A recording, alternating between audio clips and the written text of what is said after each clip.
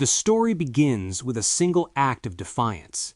On his very first day at a new school, a young man named Genji Takiya walks up to a wall that bears the name of the school's top boss, and he crosses it out. He replaces it with his own name. No speech, no declaration, just a mark on a wall that says everything. I'm coming for the top. Genji doesn't enroll in this school because he wants an education. He has one goal and one goal only: to prove to his father that he is not the failure his father believes himself to be. His father got mixed up with the wrong crowd, lost everything, and has lived with that shame ever since.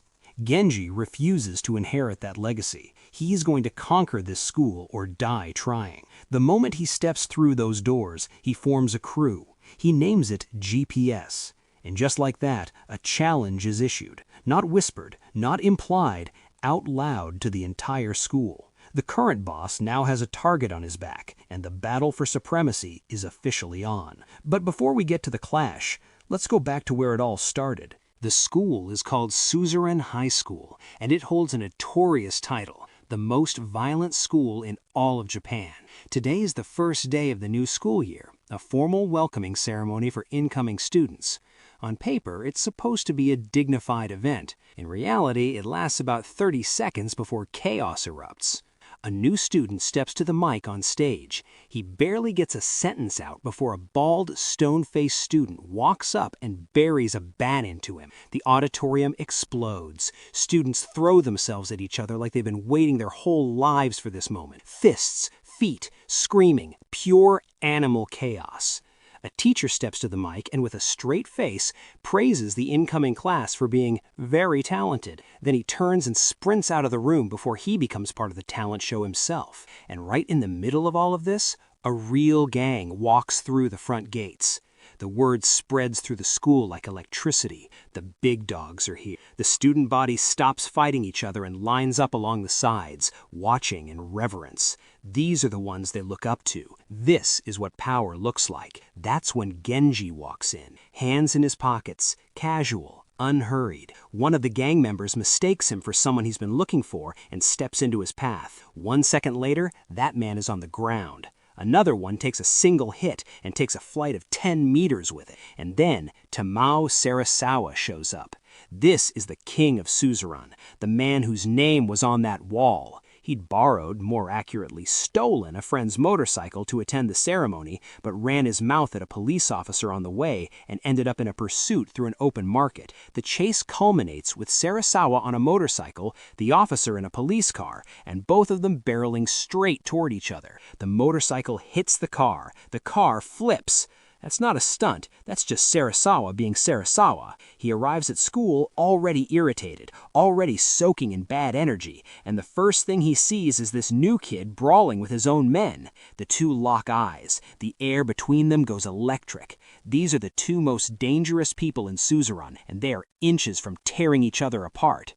Then the police sirens hit. The moment passes. The fight that was supposed to determine everything is left unfinished.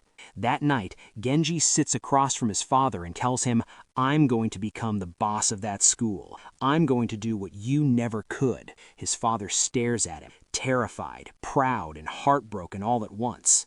Across town, Serizawa is at a card game with his crew, holding a winning hand and in a good mood, until Genji walks in again, looks him dead in the eye, and announces he's coming for everything. Serizawa is on his feet in an instant, but his right-hand man, Tokyo, holds him back. Turns out Genji and Tokyo go way back to middle school. The fight gets derailed again, this time by the arrival of the Kagami brothers, who decide this is the perfect moment to pick a fight with Serizawa. They hit him hard, he hits back harder. By the end, the brothers can't stand up, and Serizawa is looking down at them with the kind of calm that's scarier than rage. That's when Genji gets his first real mentor. A man from the Yakuza approaches him, a man who knows Genji well enough to know that raw power alone won't win him Suzaran. He sits Genji down, buys him a drink, and introduces himself as Ken Katagiri. He used to be a student at this very school. "Strength gets you in the door," Ken tells him, "but to run this school, you need to understand how people think. You need to win gangs, not just fights."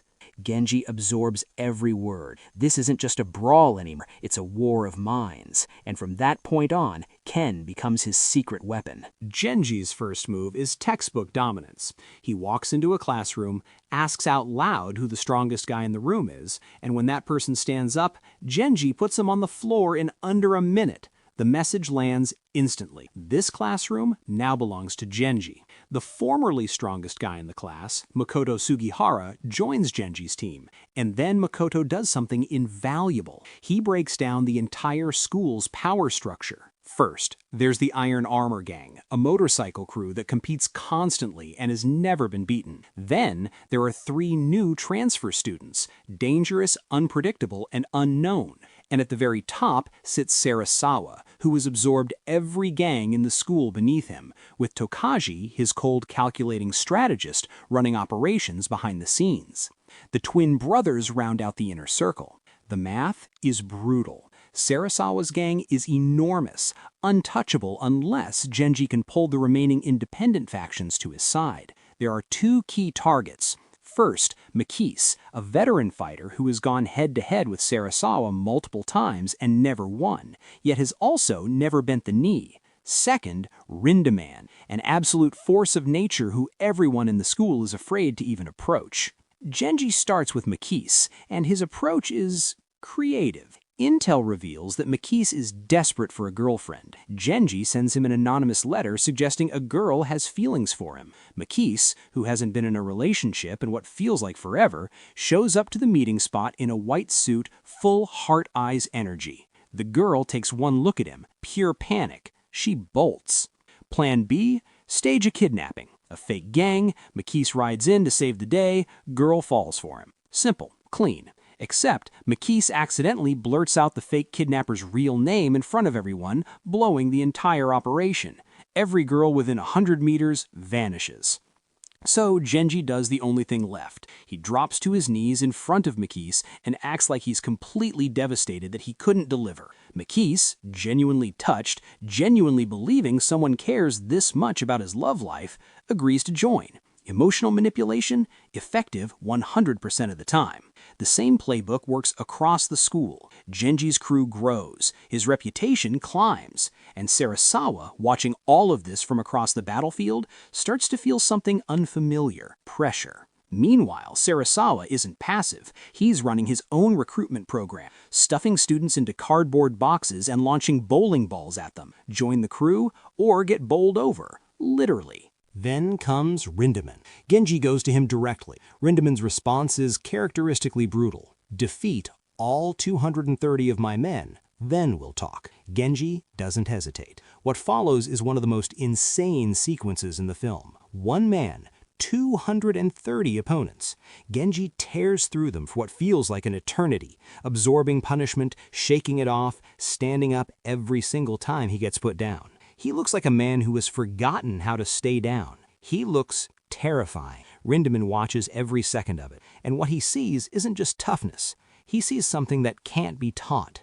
When it's finally over and Genji is barely standing, Rindaman calls him to his territory, and there, over cigarettes and silence, the deal is made. The bond between them feels less like an alliance and more like brotherhood. Genji's crew rebrands, GP Perfect. The name sounds like a statement, but the numbers still don't favor him against Serizawa. Not yet. That changes when Tokaji makes his move. Without warning, without permission, Serizawa's strategist attacks Rindaman's territory. When Genji arrives, what he sees stops him cold. Rindaman, the most feared person in Suzaran, is hanging upside down by his ankle, beaten beyond recognition. Genji wants blood. His crew physically holds him back. Not now, they tell him. Serizawa is still stronger. Genji knows they're right, but every bone in his body is screaming otherwise. He meets Serizawa at a bar, looks him dead in the eye. Serizawa denies any involvement. Then, before either of them can escalate, Tokyo collapses. Heart attack, right there. The ambulance gets him to the hospital in time to save his life, but he doesn't wake up. Not yet. Not for a long time. The situation shifts. Genji still wants revenge, but Tokyo, who is both Genji's old friend and Serizawa's closest companion, is lying between life and death in a hospital bed. There are lines even here. Then, Tokaji goes completely rogue. Behind Serizawa's back, he meets with the Iron Armor gang and arranges for Yuka, Genji's girlfriend, to be kidnapped. The plan is surgical. Frame the Iron Armor, use the chaos to elevate Bando within the crew, and destabilize Genji from the inside. Yuka is taken to an isolated location. Genji's phone rings. He is moving before the call ends. He walks into what he thinks is a rescue and realizes mid-fight that he's been set up. The people he's fighting aren't the real Iron Armor. The real gang is behind him. He's alone, inside their compound, surrounded. He's violated their territory just by stepping inside. There is only one way someone in Genji's position walks out of a situation like this, with the kind of nerve that makes even enemies respect you. Genji pulls out a knife, and with a calmness that borders on insane, he prepares to cut off his own ear as a message. The Iron Armor boss stops him, not out of fear, out of shock, out of something that looks a lot like admiration. He tells Genji where Yuka is. Genji finds her bound in a storage room at Serizawa's headquarters. And Serizawa, when the full picture becomes clear, is furious. Not at Genji, at Tokaji. He beats his own strategist in front of everyone, then throws him out. The line is drawn. The board is set. Genji looks at Serizawa and delivers the terms. Tomorrow, 5 in the morning, school grounds. We end this. The morning of the fight, the sky opens up. Rain comes down in sheets.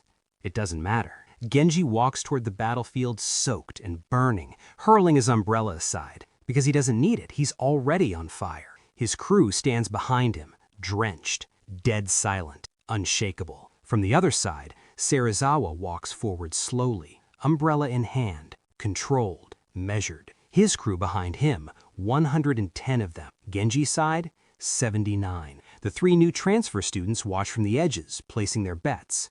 And somewhere across the city, in a hospital operating room, Tokyo fights for his life. Both sides stare across the rain-soaked schoolyard, and then they collide. The battle is a war. Serizawa steps into the fray, and a man drops in front of him without being touched. Another one flies 10 meters from a single hit. Methodically, brutally, his side gains the upper hand, until Serizawa stops fighting entirely and just watches as Genji's men fall one by one. Then the Iron Armor crew shows up. Their leader steps forward to fight beside Genji. Serizawa laughs. He thought he could destroy 2 gangs at once, and maybe he could have, but the math has changed. The battlefield rebalances. The foot soldiers pour everything they have into each other, and one by one, they all fall, until only 2 men are left standing, Genji and Serizawa, in the rain, face to face. What follows is not a fight. It's an endurance contest at the highest possible level. They hit, they fall, they get up, they hit again. Hours pass. The sky darkens. The rain keeps falling. Neither man goes down for good. But there is something happening inside Serizawa that Genji doesn't have to carry. Tokyo's face. His closest friend, unconscious on an operating table somewhere between here and gone. That image doesn't leave Serizawa's head, and as the fight wears on, it breaks him open just enough. Genji wins. One man is crowned, the other receives the news.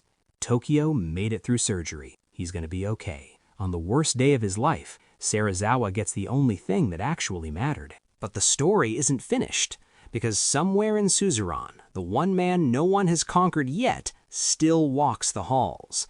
The one name that hasn't been crossed off, Toru Rusaki. Can Genji beat him? Can he finally claim what he came here for? The top of this violent, magnificent, brutal world. Part 1 ends here. The real question begins now.